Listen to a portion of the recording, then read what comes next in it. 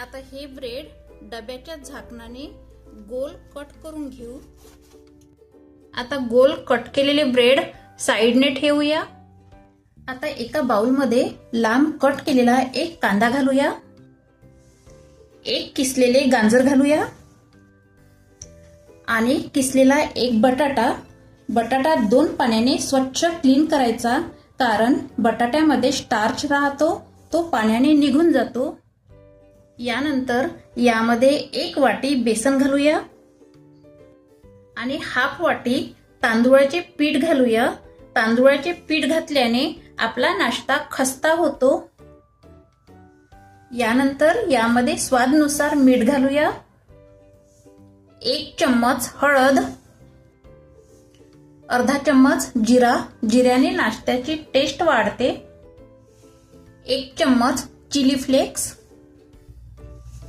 1 चम्मच लाल मिरची पावडर, 1 चम्मच सोप, थोडीशी कोथिंबीर, 1 चम्मच तेल आणि थोडेसे पाणी घालून जाडसर मिक्सचर करून घेऊया। आता मिक्स करून झालेले आहे। आता एका ब्रेडचा स्लाइस मिक्सचरने कोट करून घेऊ। आता हा स्लाइस प्लेटमध्ये काढून घेऊया। याच पद्धतीने बाकीचे ब्रेडचे स्लाइस कोट करून घेऊ।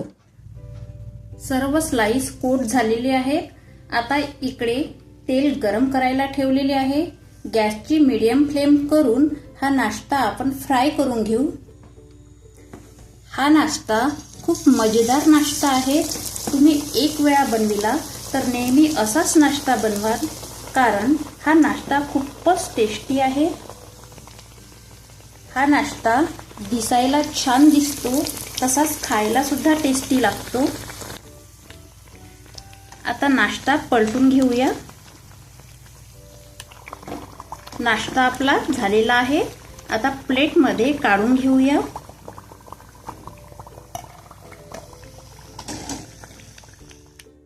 नाश्ता आपला मस्त टेस्टी झालेला आहे। आता प्लेटमध्ये सर्व करूया। आता या नाश्त्यावर हिरवी मिरची सर्व करूया। हा झालेला आहे टेस्टी नाश्ता। हा नाश्ता लहान मुलांच्या टिफिनवर झटपट बनवून देऊ शकतो। तसेच हा नाश्ता सर्वांना आवडेल याची मला खात्री आहे। म्हणून